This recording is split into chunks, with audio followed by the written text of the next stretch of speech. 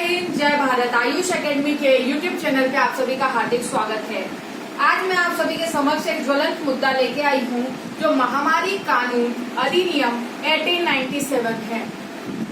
सर्वप्रथम इस वीडियो में हम बात करेंगे ये कानून था क्या, इस पे वर्तमान में चर्चा क्यों की जा रही है, क्योंकि अध्यादेश आया।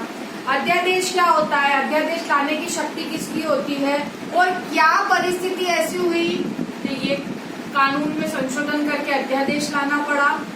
और मेन मुद्दे की बात, इसमें कौन कौन को शामिल किया गया है और इसमें उत्पीड़न शब्द से आशय क्या होगा, इन सभी बातों पर हम इस वीडियो में चर्चा करेंगे।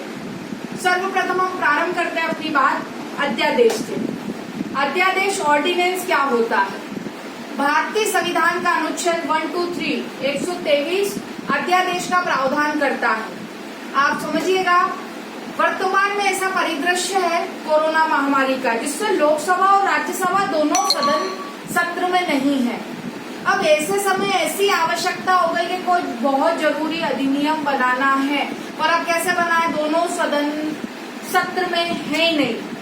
तो ऐसी स्थिति जब भी देश में लागू होगी तो राष्ट्रपति को यह अधिकार होता है कि वह अध्यादेश लाए। इस अध्यादेश का वही मान होगा जो संसद द्वारा पारित अधिनियम का होता है।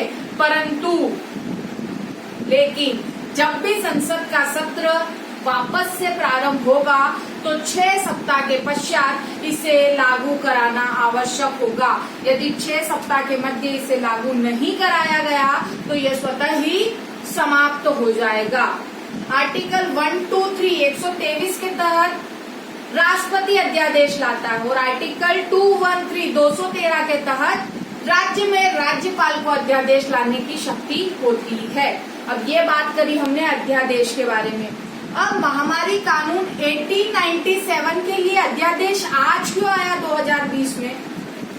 आप देख रहे हो कोरोना महामारी ने पूरे देश में खलबली मचाई हुई है, और कुछ लोग, भारत के कुछ लोग, क्योंकि कहीं कहीं अपवाद हर जगह होते हैं, कुछ लोगों के द्वारा डॉक्टर्स, नर्सेस जो ट्रीटमेंट करने जाते हैं या कोरोना पॉजिटिव क्षेत्र में जाते हैं तो उन पर पथराव किया जा रहा है, उनके साथ अभद्रता की जा रही है।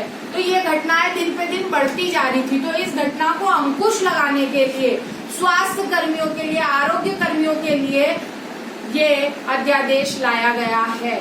जी हाँ, बिल्कुल सही। इस अध्यादेश में यदि कोई व्यक्ति या यदि कोई मकान मालिक ऐसा होगा जो किसी डॉक्टर को घर खाली कराने का बोलेगा तो वो उत्पीड़न की श्रेणी में आएगा। यदि कोई डॉक्टर से घर खाली कराने का बोला गया है तो वो पूरी तरह उत्पीड़न की श्रेणी में आएगा। यदि आपने किसी डॉक्टर की संपत्ति को नुकसान पहुंचाया है, स्वास्थ्य कर्मी की संपत्ति को नुकसान पहुंचाया है, तो जितने की वो संपत्ति होगी उससे दुगना आपको व्यय करना होगा सरकार को, उससे दुगना व्यय करना होगा सरकार को। अब हम बात करते हैं इस अध्यादेश में जुर्माने और सजा पर। जुर्माने और सजा को इसमें 2 श्रेणी में अधिरोपित किया गया है, श्रेणी प्रथम, श्रेणी द्वितीय। श्रेणी प्रथम के अंतर्गत 3 माह से 5 साल की सजा का प्रावधान किया गया है। 3 माह से 5 साल की सजा, और जुर्माना इसके अंदर 50,000 से 2 लाख के मध्य तय किया गया है। 50,000 से 2 लाख के मध्य। और द्वितीय श्रेणी की हम बात करें तो द्वितीय श्रेणी में 6 महीने से लगाकर 7 वर्ष का कारावास निर्धारित किया गया है। 6 माह से 7 वर्ष का। और यहाँ पे हम जुर्माने की बात करें तो जुर्माना 1 लाख से 3 लाख तक अधिरोपित किया जाता है और किया जाएगा। और ये जितने भी आरोप प्रत्यारोप आएंगे, ये पूरे आरोप प्रत्यारोप गैर जमानती होंगे। आरोप गैर जमानती होंगे, मतलब इसमें जमानत का भी कोई प्रावधान नहीं दिया गया है। मैं अंत में आप लोगों से यही निवेदन करूंगी, जितने भी स्वास्थ्य कर्मी हैं, कोरोना योद्धा हैं, हमें उन सबका सम्मान करना है, क्योंकि वो अपनी जान की बाजी लगाकर, अपना परिवार छोड़कर हम लोगों के स्वास्थ्य कर रहे हैं। हम लोग तो फिर भी डर के घर के अंदर है कि भाई हमें कुछ ना हो जाए।